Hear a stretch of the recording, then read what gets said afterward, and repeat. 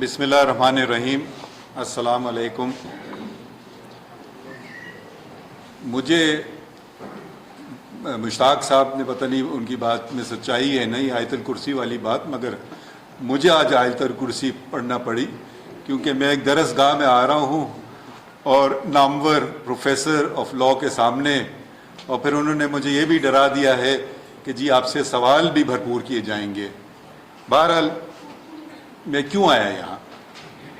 پہلی بات، میں اس کتاب کے لیے آیا ہوں. اس کی سالگرہ ہے اس ماہ اور 50ویں سالگرہ ہے جس کو گولڈن جوبلی کے نام سے یاد کیا جاتا ہے. جیسا کہ آپ کو پروفیسر مشتاق صاحب نے بتایا کہ 10 اپریل کا دن تھا 1973 جب اس پہ مشترکہ طور پہ جو لوگوں کے الیکٹڈ ریپریزنٹیٹیوز تھے، ڈائریکٹلی الیکٹڈ، انہوں نے اس کو اپنایا اور قوم کے لیے پیش کیا. یہ کتاب جو ہے یہ میرے لیے کتاب نہیں ہے، یہ صرف پارلیمان کے لیے کتاب نہیں ہے، یہ صرف سپریم کورٹ کے لیے کتاب نہیں ہے. یہ کتاب کا اصل مقصد یہ لوگوں کے لیے، اس میں لوگوں کے حقوق ہیں. یہ اصل میں ہم تو اس کی تشریح کر سکتے ہیں، مگر یہ آپ کے لیے اور تمام اسلامک ریپبلک آف پاکستان کی جتنی بھی مخلوق ہے اس کے لیے ہیں. ہر کوئی، چاہے وہ بچہ ہو، عورت ہو، بوڑھا ہو، جوان ہو، یہ کتاب ان کے لیے ہے. مگر تھوڑا سا افسوس سے کہنا پڑتا ہے کہ اس کو اس طرح سے پیش نہیں کیا جاتا ہے. یہ اس طرح سے پیش کیا جاتا ہے کہ جی یہ تو سیاسی پارٹیوں کے لیے ہے، یا کوئی سیاسی گروہوں کے لیے ہے، یا کوئی پارلیمان کے لیے ہے. یہ اصل میں یہ لوگوں کے لیے ہے. آئین پاکستان میں جو حال میں جو چیزیں ہوئی ہیں ان کو سمجھنے کے لیے میرے خیال میں آپ کو جب جانا چاہیے 1940، بلکہ اس سے بھی شاید پہلے آغاز شروع ہوتا ہے. آغاز کون کرتا ہے اس سوچ کا کہ ایک ملک بنے مسلمانوں کا جہاں وہ کوئی ان کا ایکسپلائٹیشن نہ ہو اور وہ اپنی مرضی سے رہ سکیں. یہ خواب دیکھا جاتا ہے. پھر خواب کی تعمیر کے لیے محمد علی جناح قائد اعظم، پھر مسلم لیگ کی سربراہت ان کو ملتی ہے، وہ جمع کرتے ہیں آل انڈیا مسلم لیگ، اور یہ پیغام وہ کسی بند کمرے میں یہ کتاب نہیں یہ پیغام نہیں لے جاتے ہیں. یہ کتاب، یہ پیغام وہ لوگوں میں لے جاتے ہیں، لوگوں میں لے جاتے ہیں. ہر کونے بر صغیر کے، اس وقت کے بر صغیر کے ہر کونے میں گئے اور ایک جد و جہد کے بعد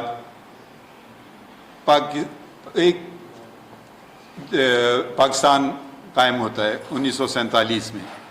اس سے پہلے 1940 کا دن اہم ہے. 23 مارچ 1940 کا جب قرارداد لاہور، جس کو بعد میں قرارداد پاکستان کے نام سے یاد کیا گیا ہے، وہاں پیش کی جاتی ہے کہ جی مسلم میجورٹی ایریاز کے تحفظ کے لیے اور ان کے لوگوں کے تحفظ کے لیے. تو وجود میں ایک ملک آتا ہے، سب سے بڑا اسلامی ملک دنیا میں. بند نہیں کر سکتے ہیں فون اپنا؟ یہ فون اگر سوئچ آف کر لیں یا کم از کم سائلنٹ کر لیں. جی، تو مختصراً پاکستان مشکل کام تو ہو گیا، بہت مشکل کام، جس کو پاکستان دنیا کے میپ پہ پہلی دفعہ سب سے بڑی اسلامی جہاں مسلمان رہتے ہیں ان کی ریاست وجود میں آئی 1947 میں. مگر جو کام کرنے کا تھا وہ ادھورا رہ گیا. وہ تھا کہ لوگوں کو ایک آئین دیں. 47 میں پاکستان بنا اور 1949 میں قرارداد مقاصد کو بھی 2 سال لگے آنے میں. کانسٹیٹیوئنٹ اسمبلی جس کا وجود تھا وہ 7 سال تک کام کرتی رہی کہ کوئی آئین، بڑی بحث ہوئی، لوگوں کی رائے لی گئی، اور وہ اب اس نہج پہ پہنچ چکے تھے کہ آئین تیار ہو گیا تھا اور پیش کرنے کو تھا. تو ایک سرکاری ملازم غلام محمد نے اس قانون ساز، آئین ساز اسمبلی کو ٹھوکر ماری، باہر نکالا. یہ 1954 میں ہوا. جب وجود میں آنے والا تھا آئین تو اس کے ساتھ ایک بہت بڑا حادثہ ہو گیا. مگر اس وقت کے جج صاحبان چیف کورٹ کے، جس کی صدارت چیف جسٹس کانسٹنٹائن جو عیسائی برطانوی تھے انہوں نے کی، اور ان کے ساتھ اعلانی صاحب، محمد بچل اور محمد بخش صاحب تھے، انہوں نے مشترکہ طور پہ یہ اقدام جو ان کا تھا غلام محمد کا، اس کو غیر قانونی قرار دیا. اور جتنے انہوں نے منسٹر جمع کر کے اکٹھا کیے تھے، جس میں اسکندر مرزا، ایوب خان، چودھری محمد علی اور بھی تھے، ان کے خلاف رٹ اجرا کی کوورانٹو کے نام سے کہ آپ غیر قانونی طور پہ ان عہدوں پہ بیٹھے ہوئے ہیں. تو ایک فیصلہ تھا جو سب قوم نے سمجھا یہ صحیح فیصلہ تھا. مگر غلام محمد اور ان کے منسٹرز نے اس فیصلے کو چیلنج کیا اس وقت کی فیڈرل کورٹ میں، جو اب سپریم کورٹ ہے. فیڈرل کورٹ نے کہا کہ فیصلے میں کیا بتاؤں، کوئی اگر آپ اس کو پڑھیں تو پتہ نہیں ہنسی آنا چاہیے، رونا آنا چاہیے. جو 5 جج صاحبان تھے، 4 ایک طرف ہو گئے. انہوں نے کہا کہ چیف کورٹ سندھ کا فیصلہ غلط، کیونکہ ہم ابھی بھی ماتحت ہیں برطانوی ملکہ کے، اور بہت ٹیکنیکل آرگومنٹ کر کے انہوں نے کہا. اور اس کے برعکس ایک عیسائی جج کورنیلیس نے اپنا ڈسینٹ ووٹ دیا کہ یہ غلط ہے اور سندھ چیف کورٹ کا فیصلہ صحیح. بہرحال جو ہوا تو ہوا. اب آتے ہیں دوبارہ دوسری آئین ساز اسمبلی 1956. اس کے تحت کوئی انتخابات نہیں ہوئے، اور یہ 2 ہی سال میں دم توڑ گئی، کیونکہ ایک اور ملازم، سرکاری ملازم جن کی تنخواہیں عوام دیتی ہیں، اس نے فیصلہ کیا کہ میں تو عقل کل ہوں، ٹھکرا دو ہر چیز کو، عوام کی رائے کو، قانون کو، اور اپنے آپ کو ان پہ حاوی کر دو. سو یہ 1958 کا مارشل لاء. پھر انہوں نے کہا کیونکہ میں عقل کل ہوں تو مجھ سے بہتر کون سمجھ سکتا ہے کون آئین بنائے. تو انہوں نے اپنا خود آئین بنا لیا. 1962 کا آئین بنا.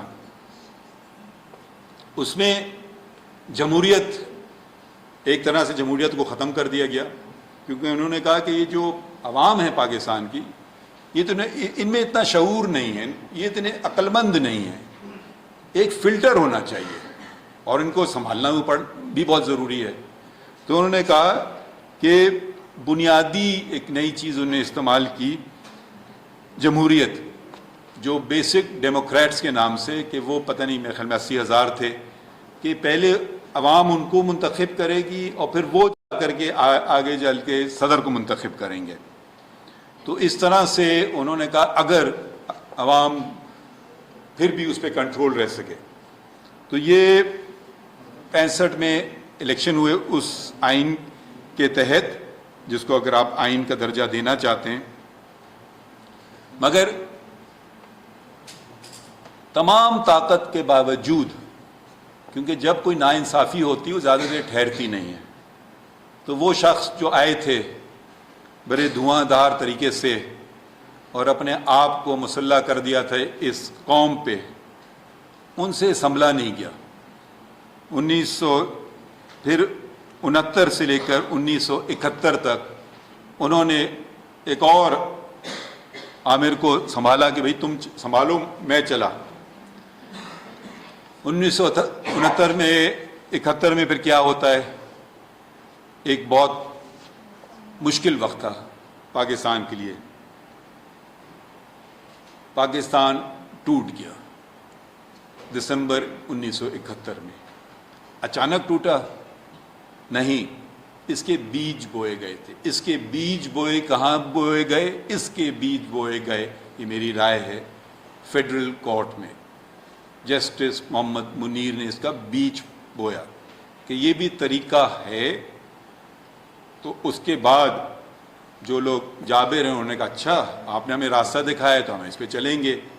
تو وہ بیج جو بویا، وہ زہریلا بیج جو بویا، وہ پروان چڑھا اور اس نے ملک کے 2 ٹکڑے کر دیے دسمبر 1971 میں. اس کے بعد کیا ہوتا ہے؟ اس کے بعد عبوری یا انٹرم کانسٹیٹیوشن تشکیل ہوتا ہے 31 اپریل 1972 میں. یہ مطلب تقریباً 1 سال پہلے اس کو لگے کہ آئین کو اس جو موجود جو شکل ہے 73 والی شکل میں آنے کے لیے یہ 1 سال لگا. یہ جو آئین، اور آئین کس دن یہ آغاز ہوتا ہے؟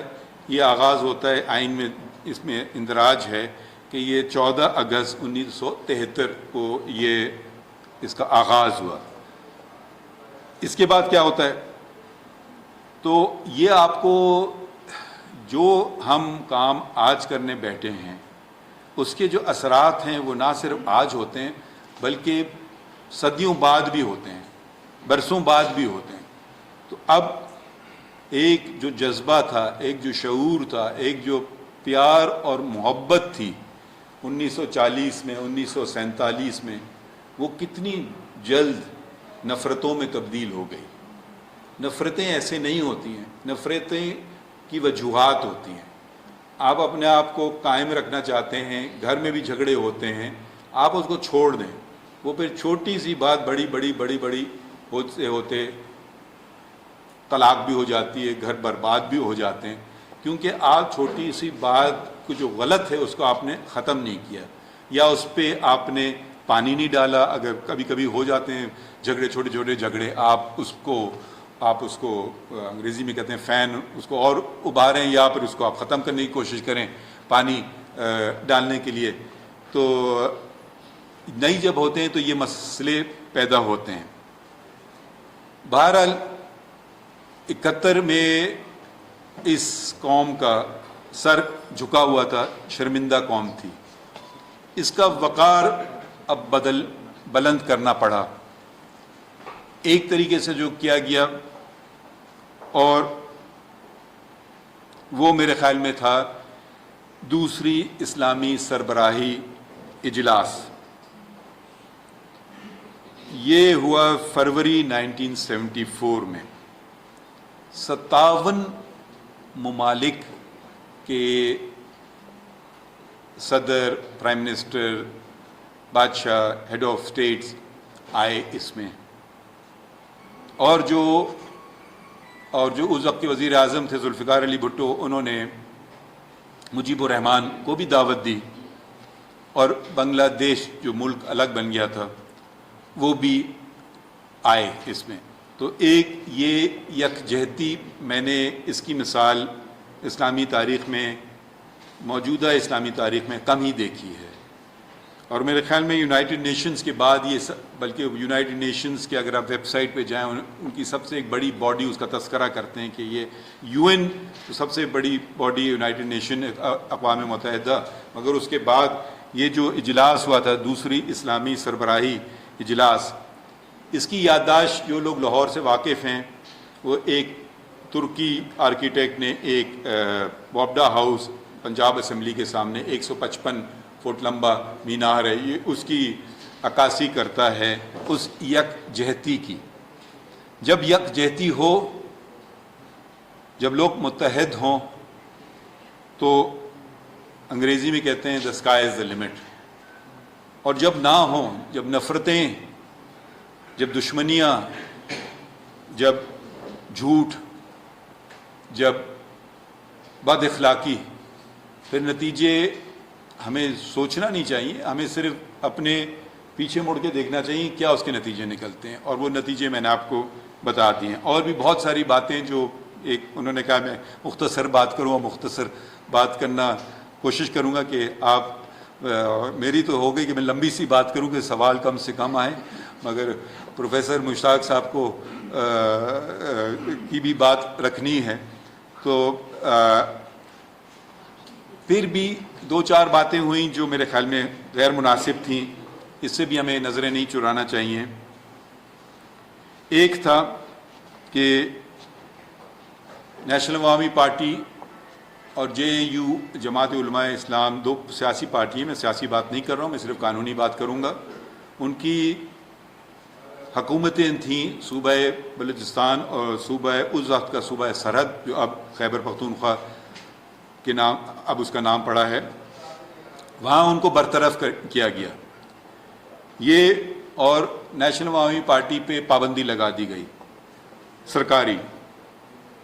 24 فروری 1975 کا دن تھا، سپریم کورٹ میں ریفرنس گیا اور سپریم کورٹ نے کہا کہ یہ پابندی صحیح۔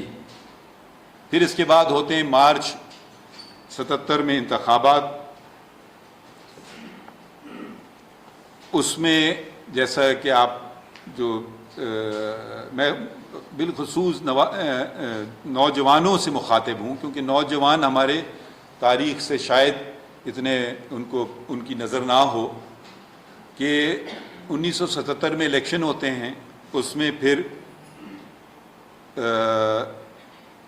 یہ ایلیگیشن لگتا ہے کہ یہ الیکشن صاف اور شفاف نہیں تھے۔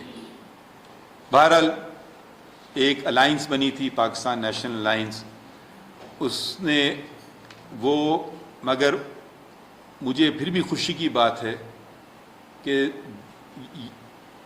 ایک طرف تو وہ یہ ایلیگیشن لگا رہے تھے پرائم منسٹر ذوالفقار علی بھٹو کہ یہ آپ کے یہ جو انتخابات ہیں یہ منصفانہ انتخابات نہیں تھے، مگر اس کے باوجود دونوں مخالفین ٹیبل پہ بیٹھے، اور جہاں تک تاریخ اس بات کی گواہ دیتی ہے وہ ان کا اگریمنٹ پہنچ چکا تھا، بس وہ سائننگ کی دیر تھی کہ ایک اور شخص نے پھر وار کیا جمہوریت پہ، وار کیا آئین پہ۔ یہ تھا 4 جولائی 1977 کا دن۔ ایک شخص آ گیا، حاوی ہو گیا پوری قوم پہ مسلط، اور 11 سال حکومت کی، اگست 1988 تک، اور پھر وہ ایک جہاز کے حادثے میں ان کا انتقال ہو گیا۔ مگر اس سے پہلے کیا ہوا؟ اس سے پہلے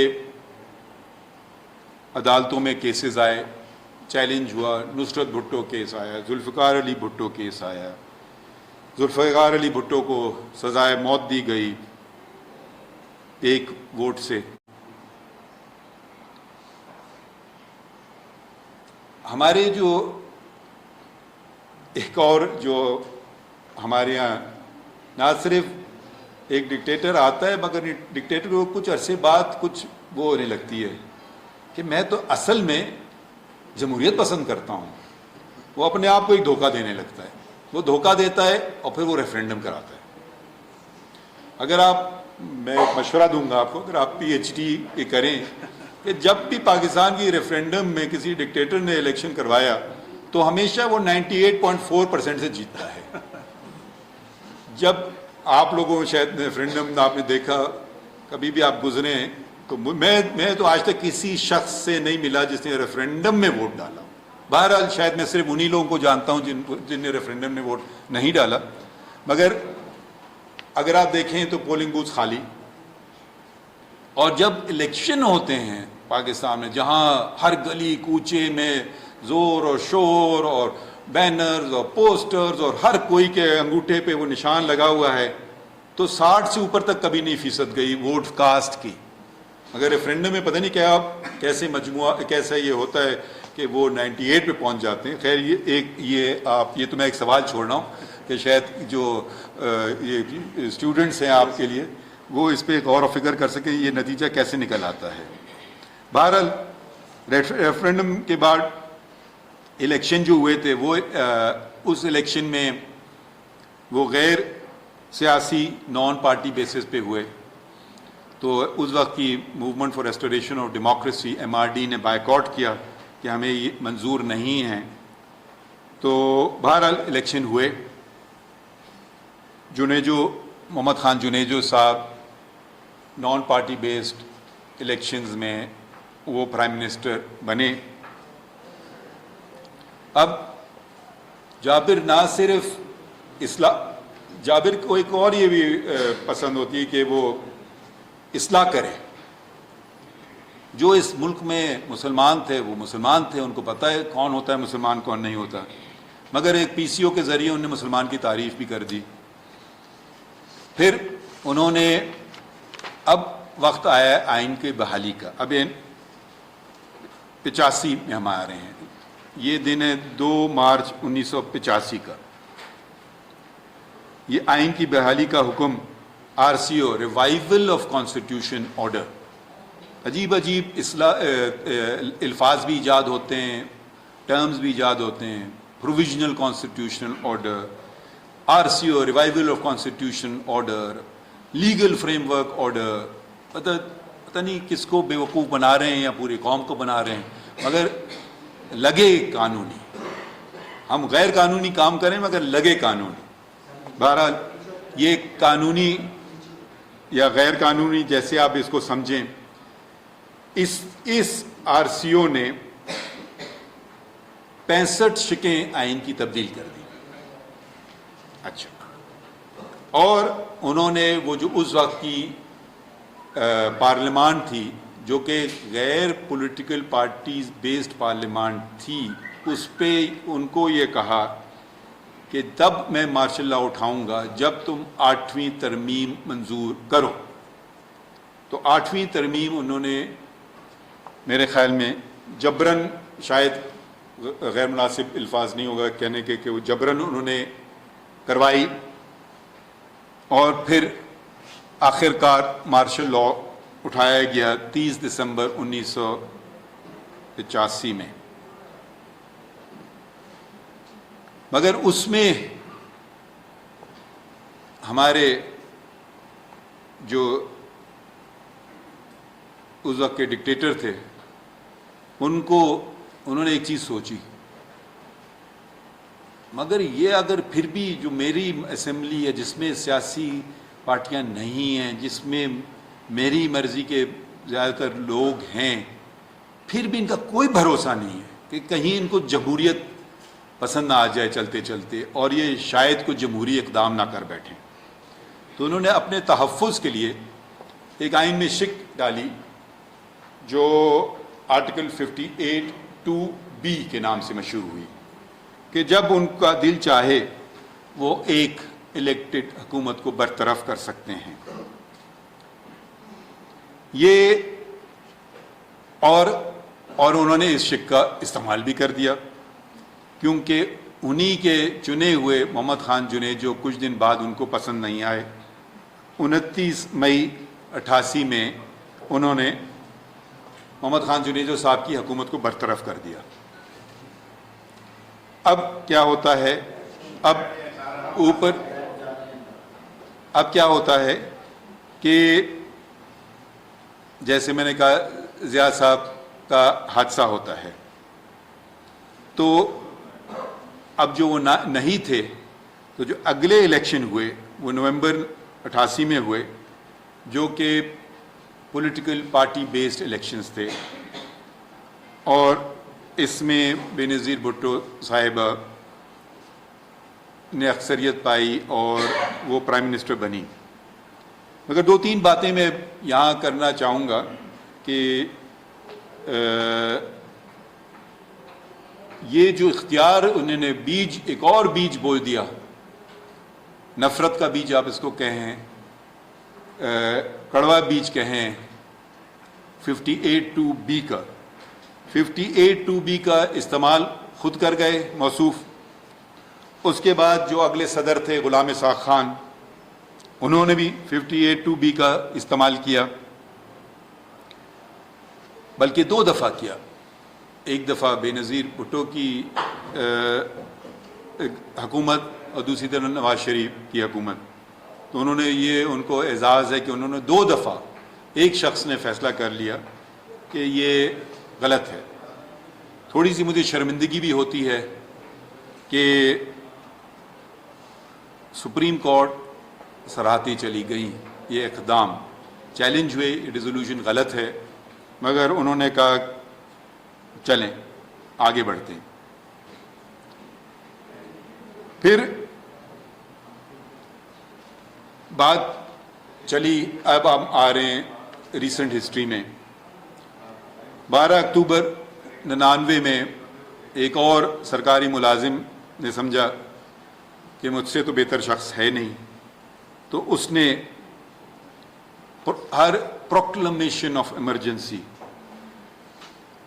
12 اکتوبر 99 کو اس نے ٹیک اوور کر لیا.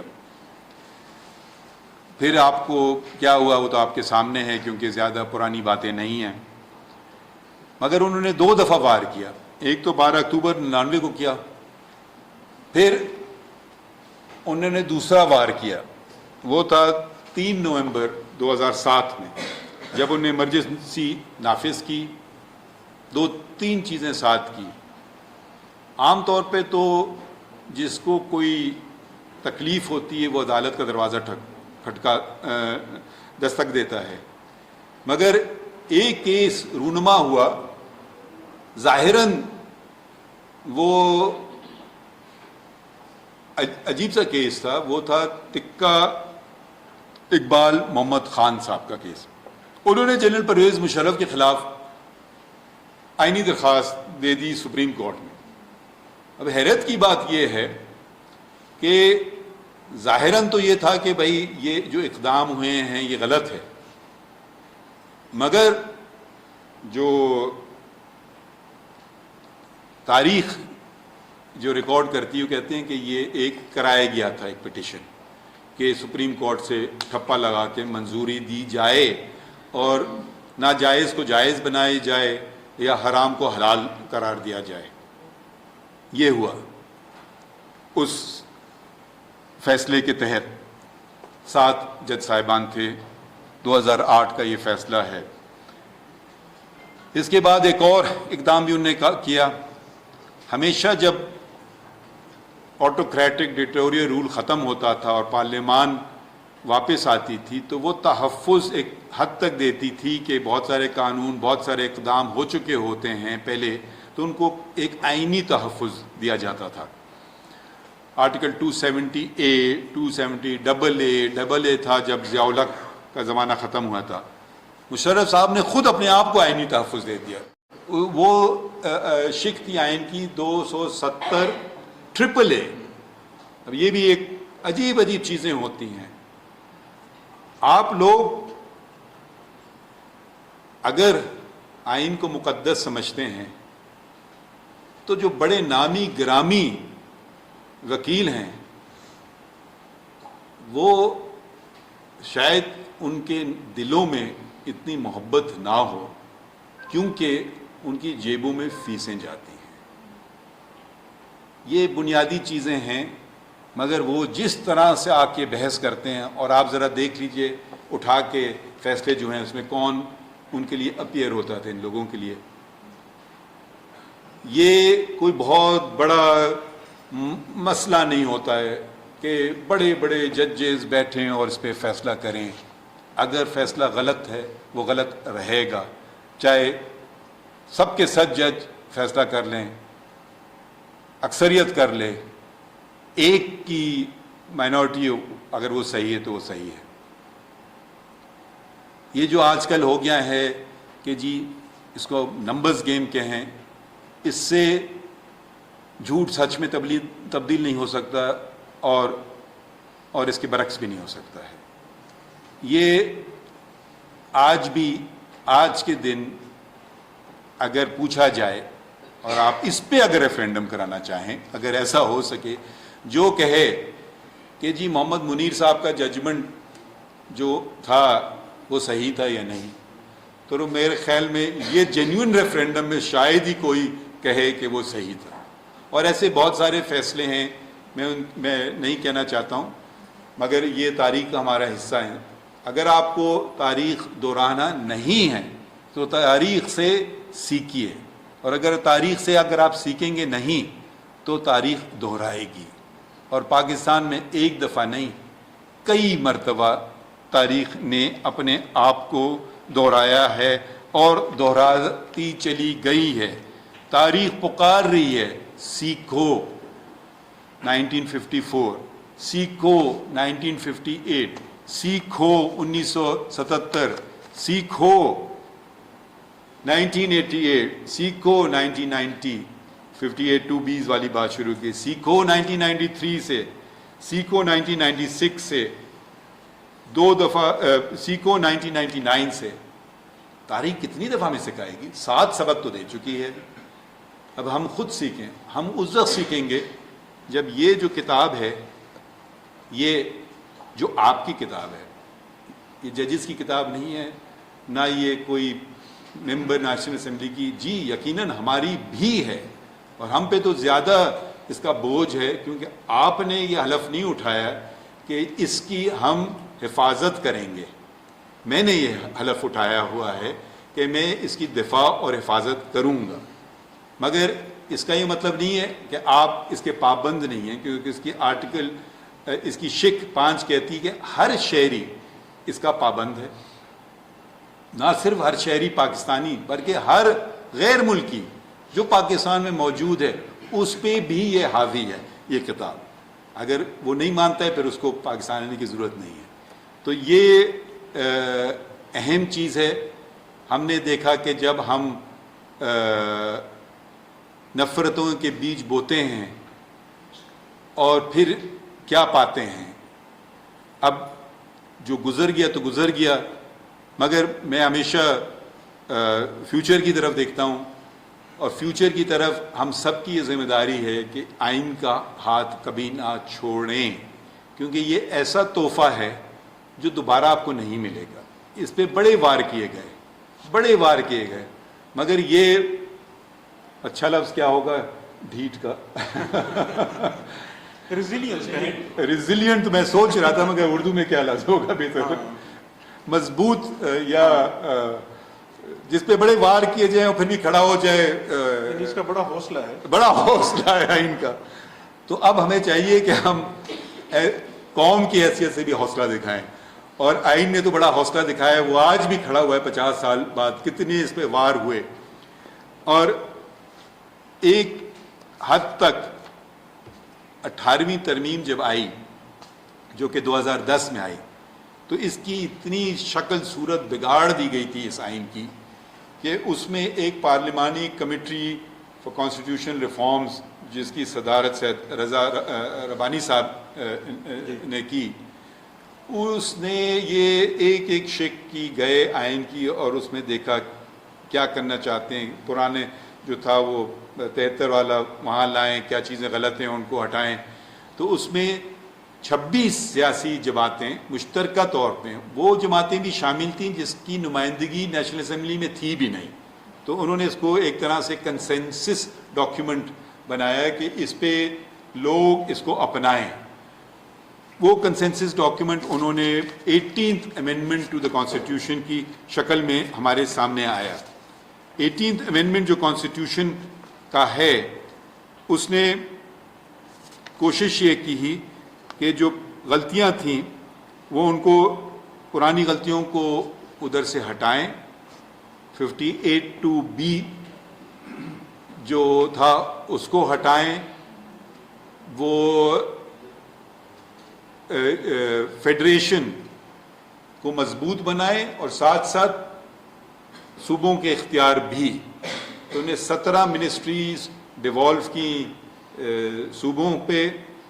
کنکرنٹ لسٹ جو آئین میں تھی اس کو ختم کیا کہ یہ وفاق بنا سکتا ہے، قانون سازی اس پہ کر سکتا ہے. باقی پہلے ہوتا تھا کہ دونوں کر سکتے ہیں، تو انہوں نے کہا دونوں والا شک ختم ہو گئی، وفاق کر سکتا ہے، باقی سارے اختیارات صوبوں کو انہوں نے دے دیے کہ باقی سارے صوبے کریں. تو یہ انہوں نے، کیونکہ جب تک آپ سب کو ساتھ لے کر نہیں چلیں گے تو شک و شبہات جنم دیتے ہیں. شک و شبہات کیونکہ جو پروسیس جس کے تحت وہ گئے 18ویں ترمیم بنانے کے لیے، اس پہ شاید، مجھے تو نہیں پتا، شاید کسی نے کوئی انگلی اٹھائی ہو.